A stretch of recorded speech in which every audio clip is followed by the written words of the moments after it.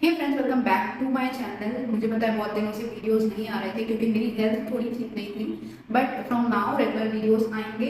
सो time waste ना करते हुए डायरेक्ट टॉपिक पे चलते हैं। तो टाइटल और थंबनेल से आपको ऑलरेडी पता चल गया होगा कि ये होल वीडियो किस बारे में है। सो मैं आपको बोलूंगी ये वीडियो पूरा लास्ट तक देखिएगा जिससे आपको कोई भी मिस इन्फॉर्मेशन ना हो और आप उसका कंक्लूजन ना निकाल लो। सो मैं पूरा कंप्लीट इन्फो देने की कोशिश करूंगी इस वीडियो में हाइड्रा फेशियल के बारे में। अब भी हाइड्रा फेशियल इतना ज़्यादा पॉपुलर हो रहा है सोशल मीडिया की वजह से और कुछ फेक प्रोडक्ट्स और फेक मशीन्स की वजह से भी, बिकॉज सबको सस्ती चीज़ें खरीदने का एक्सेस मिल चुका है। बट मैं आपको स्टार्टिंग से बताती हूँ कि फर्स्ट हाइड्रा फेशियल परफॉर्म कब हुआ था। 1997 में एक अमेरिकन एस्थेटिशियन थी जिन्होंने फर्स्ट हाइड्रा फेशियल परफॉर्म किया था। हाइड्रा फेशियल की शुरुआत जब हुई थी तो इसका नाम हाइड्रोडर्माब्रेशन था, जिसमें क्या किया जाता था, एक टूल का यूज किया जाता था जिसके जिसके यूज से स्किन में एक्सट्रैक्शन, सीरम पेनिट्रेशन और हाइड्रेशन किया जा सके। बट ड्यू टू टाइम और इवोल्यूशन होते होते एक कंपनी थी जिसने इसको पूरा नाम दिया हाइड्रा फेशियल का, और ओरिजिनल हाइड्रा फेशियल में और काफी सारे स्टेप्स इंक्लूड हो गए। बाकी इसके इतने अच्छे बेनिफिट्स हैं और इतने अच्छे रिजल्ट्स हैं, इसी कारण से ये बहुत ज़्यादा पॉपुलर होने लगा। सो इसके बेनिफिट्स कुछ इस तरीके से हैं कि ये हर स्किन के लिए कस्टमाइज हो सकता है, यानी हर स्किन टाइप वाले इसको करवा सकते हैं। अगर जिससे कस्टमाइजेशन करके आता है तो वो कर लेता है अच्छे से। देन इसका एक बेनिफिट है कि ये बहुत ही ज़्यादा सेफ है, नॉन इन्वेजिव ट्रीटमेंट है, और इसको करवाने के बाद स्किन काफ़ी हाइड्रेटेड, प्लम, सॉफ्ट नजर आती है। Black head, white heads reduce हो जाते हैं, टैनिंग भी रिड्यूस होती है।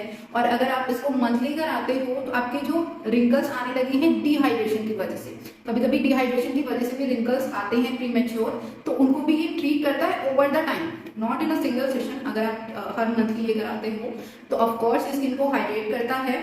और जब इसमें अच्छे सीरम्स पेनिट्रेट किए जाते हैं तो आपकी स्किन में हाइपर पिगमेंटेशन को भी धीरे धीरे स्लोली, और प्लस उसके साथ आप एक अच्छी स्किन केयर रूटीन फॉलो करो तो उसको भी रिड्यूस करता है। तो ओवरऑल इसके काफी सारे अच्छे बेनिफिट्स हैं। सो आप अच्छे से इसको रिप्लेस कर सकते हो एक ऐसे फेशियल से जो आप ले रहे थे जिसका कोई रिलैक्सिंग के अलावा कोई रिजल्ट नहीं था, तो आप उसको हाइड्रा फेशियल से रिप्लेस कर सकते हो। अब आपको लग रहा होगा कि सारी चीजें जब इतनी अच्छी हैं तो स्कैम कहाँ पे हो रहा है। तो स्कैम हो रहा है हर जगह। एक्चुअली मैं कोई स्पेशल नेम नहीं यूज कर सकती कि सिर्फ सलून में ये स्कैम हो रहा है, कि डर्मेट क्लिनिक में हो रहा है, या कॉस्मेटिक या एस्थेटिक क्लिनिक में हो रहा है, हर जगह हो रहा है। मतलब किसी को भी आप एक पॉइंट करके नहीं बोल सकते हो, जिसको करना है वो हर जगह कर रहा है। अब स्कैम क्या हो रहा है प्रोडक्ट्स को लेके।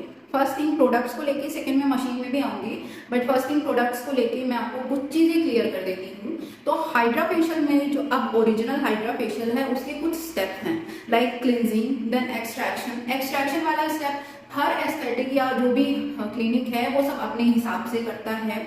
देन एक्सट्रैक्शन में कुछ पील्स भी यूज किए जाते हैं। देन उसके बाद आता है पेनिट्रेशन का। पेनिट्रेशन में कुछ मीजो कॉकटेल्स यूज किए जाते हैं, एंटीऑक्सीडेंट जिनको जरूरत होती है, या पिगमेंटेशन के लिए जिनको पिगमेंटेशन वाले कॉकटेल्स चाहिए वो यूज होते हैं। देन हाइड्रेशन के लिए सीरम्स यूज होते हैं, मीजो सॉल्यूशंस यूज होते हैं। देन उसके बाद सीलिंग फेस मास्क लगाया जाता है, जो कि भी नॉर्मल नहीं होता है कि आप नॉर्मल कोई भी लगा दो, वो मास्क नहीं होता है। Overall it's a treatment kind of thing जो लोग बहुत ही ज्यादा कैजुअली ले रहे हैं और बहुत ही गलत तरीके से कर रहे हैं। सो अब आपको समझ में आ गया होगा कि थोड़ा बहुत मैं क्या कहने की आपको कोशिश कर रही हूँ कि first thing hydra facial customizable होता है, यानी हर किसी के लिए वही सेम प्रोडक्ट्स नहीं यूज होते throughout the process. Plus एक अच्छे ओरिजिनल हाइड्रा फेशियल में enzyme peel, cocktails, meso solution use होते हैं जो काफी कॉस्टली आते हैं, यानी उनकी 10 ml की बॉटल अप टू 10,000 तक की आती है। तो आपको समझ में आ गई होगी सारी चीजें। देन अब आपको ये लग रहा होगा तो हम लोग करवाएं कहाँ से। तो मैं एक्चुअली में इसका सही आंसर नहीं दे सकती हूँ क्योंकि ये एस्थेटिक और डर्मेटिक कॉस्मेटोलॉजी क्लिनिक में परफॉर्म होते हैं फेशियल।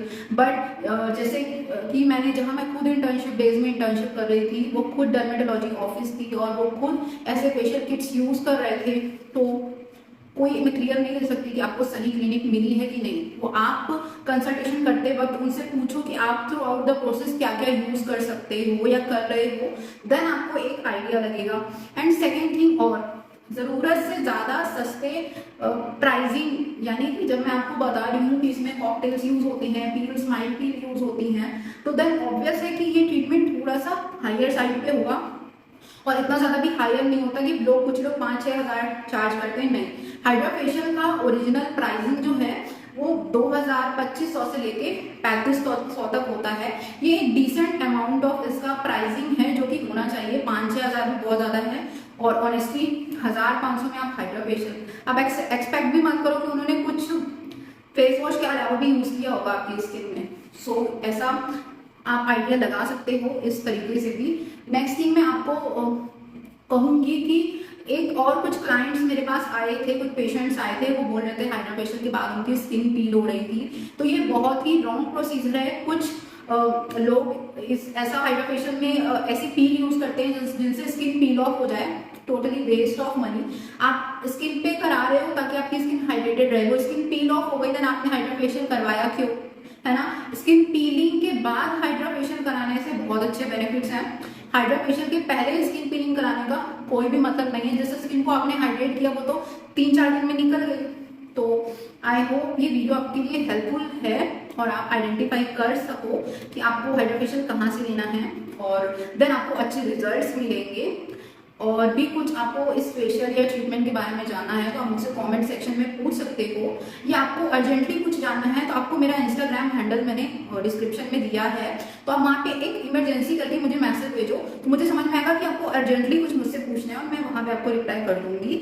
और एक और चीज़, बहुत से लोग पूछते हैं कि मेरा क्लिनिक कहाँ पे है, मैं कहाँ प्रैक्टिस करती हूँ, तो उसका भी पूरा डिटेल एड्रेस मेरे डिस्क्रिप्शन में है। मैं रीवा एमपी में ये अपना सेटअप परफॉर्म करती हूँ। बट अगर आप बहुत दूर से हो, लाइक कुछ लोग तो बहुत ही दूर से हैं, तो आप यहाँ मत आओ। मतलब स्पेशल के लिए आपको यहाँ आने की ज़रूरत नहीं है। आप थोड़ा जागरूक बनो और ये सारी चीज़ें जिनसे आप फेशियल या ट्रीटमेंट ले रहे हो उनसे पूछिए। सो बाय।